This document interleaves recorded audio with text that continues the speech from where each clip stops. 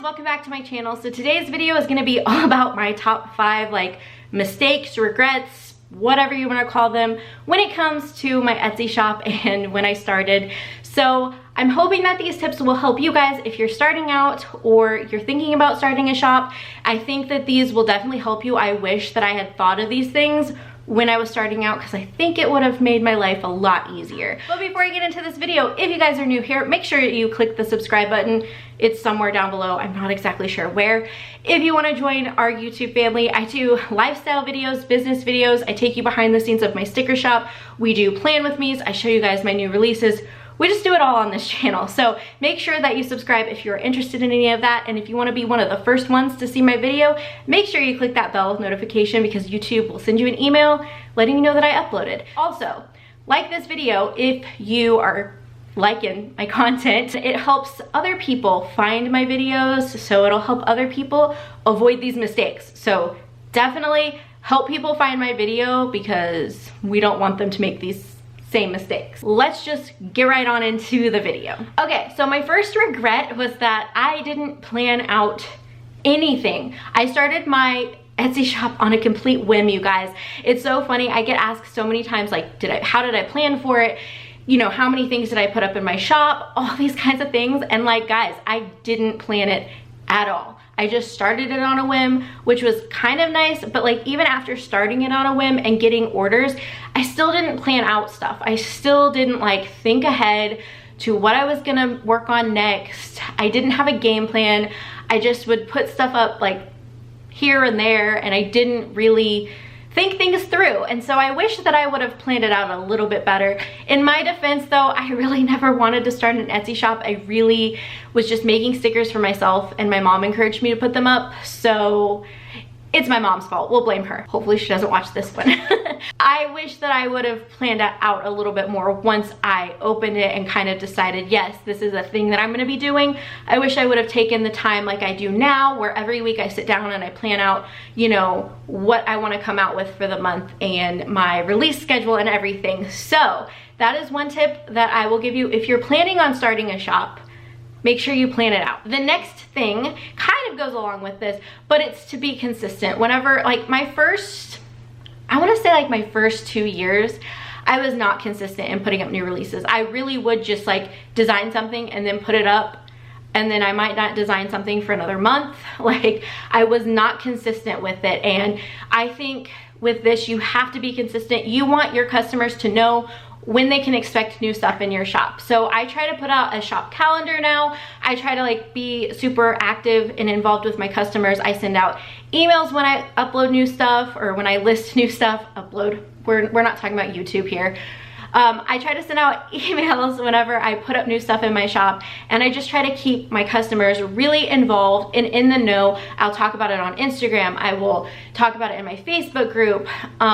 I talk about it here on YouTube. So I just try to let everybody know when they can expect new stuff from me, when they can expect sales from me, and just kind of keep them in the know, because as a customer, you want to know these things. And I wasn't thinking from a customer standpoint. And I think you have to like think from a customer standpoint.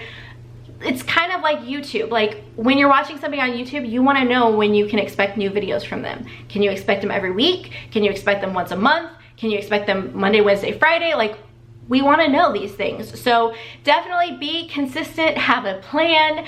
Even if you're only going to release new stuff once a month, at least like know exactly when you're going to release stuff. Be able to tell your customers like, hey, on this Friday or this Monday or whatever, we're going to have new releases, because people want to know that stuff. It holds you accountable. You've got to be consistent with anything. If you want anything to grow, you've got to be consistent. So make sure that you are consistent. And I wish I would have done that the first like 2 years of my business, but you know, I was just in la la land, I guess. I don't know. Another big tip I have for you guys is to not compare yourself to other shops. This one is a big one. I still struggle with this one. It is really, really hard when you see like these people who started this shop after you and all of a sudden they have like 100,000 sales and you're just like, I was here before you, like what? And so it can be really, really hard, but comparison is the thief of joy. I don't know if you guys have ever heard that saying, but it definitely is. So when I find myself comparing myself to everybody else, it takes all the fun out of my shop. Like, I start to like doubt myself. I start to feel bad about my shop. I start to feel like I'm going nowhere. And that's just, you don't need that. So don't compare yourself to other shops. The only person that you need to be competing with is yourself. You need to be competing with like yesterday's self. So you need to be better than you were yesterday, and you don't need to compare yourself to other shops. You need to just do you and fully focus on making the best product you can make, and focus on your personal style, and don't try to copy everybody. That's something that I see a lot of in the planner community. We're all guilty of it from one time or another. So just make sure that you are staying true to yourself and you're not comparing yourself to everybody else. You don't know their story. You don't know how many hours they've put in, how many times they've tried something and failed. You don't know their story. So even though to you it may look like, oh, they opened overnight and they have 100,000 orders, like what? You don't know. You don't know how much they're working. You don't see the behind the scenes of what they're doing. So you can't compare. You can't compare apples to oranges. Like, you don't know. So that would be my recommendation. It's a hard one. Like I said, we all struggle with it. I still struggle with it from time to time. I will look at this and be like, I've been doing this for 4 years, and the shop that just opened last year, that like they have 50 million orders in their queue. Like, what?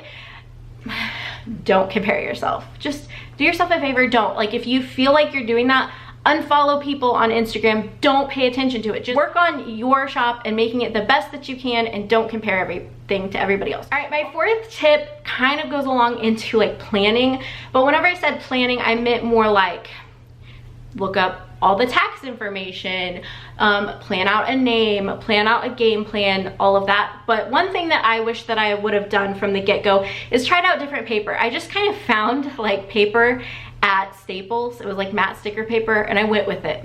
And that paper was horrible. Horrible.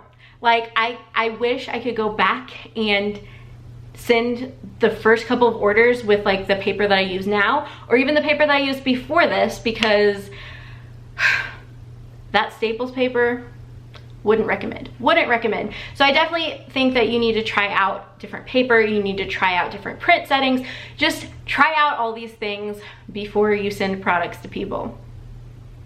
But you probably already knew that one. But I'm just telling you the things that I did that I'm like, why did you do that?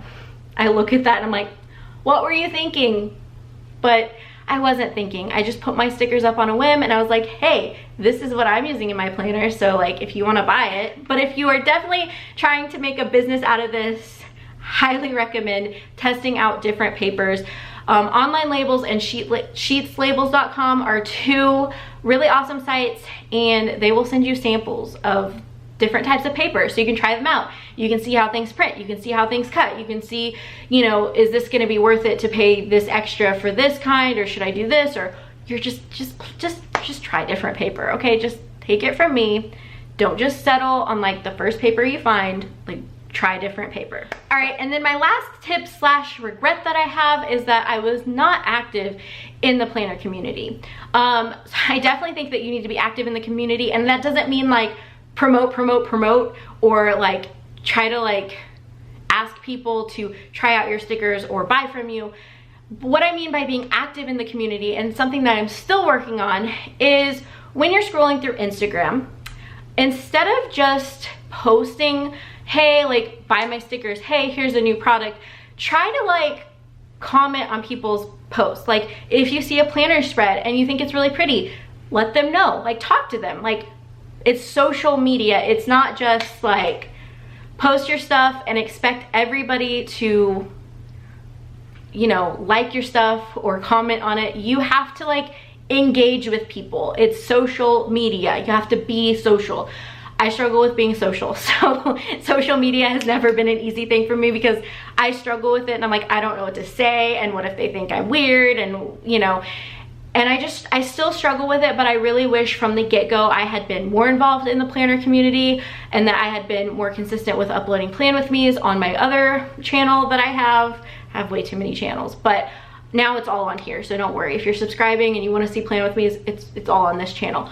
But I wish I would have been more active from the get-go, more consistent with it, and just you know, tried to make friends. I feel like I'm the worst at this because I just want to stay in my own lane. I don't want to step on anybody's toes. I don't want conflict. I don't want drama. So I'm just going to stay in my lane and not make planner friends. But honestly, like, not even to build up your shop. I think it's great to have planner friends and other friends that, you know, share your same interests. So obviously, like, if you're interested in planners and planner stickers, make friends with people in the community. Like I said, this isn't to build up your shop or to bug them to order stuff from you. Don't do that. Don't do that. But this is to like have a connection with people, because that really is the point of social media. I really wish that I would have been more involved in the planner community. I'm really trying to do that now. Like I said, I struggle because I'm just like, I struggle with being social. I wish that I had been more active from the get-go. Obviously, it's never too late to do stuff. So I'm really trying to be more active in the community. Like when I'm scrolling through Instagram, I try not to be so mindless about it, just scrolling, but I actually try to take the time and like posts and comment stuff, because you never know, like your comment could really make somebody's day. So, you know, and that's the point of social media, is to connect with people and not just, it's not all about you. It's not all about let me post and see how many likes I can get. It's also about like doing that for other people too, because you can't expect people to like and comment on your stuff if you're not willing to do the same or you're not doing the same. So I really wish I had been more active in the community, and I'm trying. It's a struggle. The struggle is real. But those are my 5 tips for you guys. I hope that you would take something from this video and it helps you grow your sticker shop, or it just helps you, like, you know, with like avoiding these mistakes that I've made. So yeah, I've made some mistakes along the way, but it's a learning process and you have to make mistakes to learn. But I'm hoping that you guys can learn from my mistakes and not make those same mistakes, but make your own mistakes, you know? So I hope you guys enjoyed this video. Make sure to give it a thumbs up if you did. Don't forget to leave some comments down below. If you're a sticker shop, like, let me know what are some of your things that you wish you had done differently from the get-go, because I'd love to know. I think this is super interesting because I think everybody has different answers for this question. So definitely let me know in the comments below your biggest regrets or things you wish you had done differently, or your tips if you have any tips for people starting out. I know a lot of people who watch my videos have said they've just started a shop, they're planning on starting a shop. So definitely share some tips if you guys have any tips for them, for new shops, because I mean, it can be a lot when you're starting out. So you definitely want to have help and have some tips. So yeah, leave them down below for everyone, and let's share and let's have like a whole conversation going in the comments. So thank you guys so much for watching this video. Make sure that you subscribe so that way you don't miss my next video. I have a ton of new content coming to you guys, lots of planner goodies, planner stuff going on, so make sure that you click that subscribe button. And that is it for today's video. I will see you guys in my next one. Bye guys.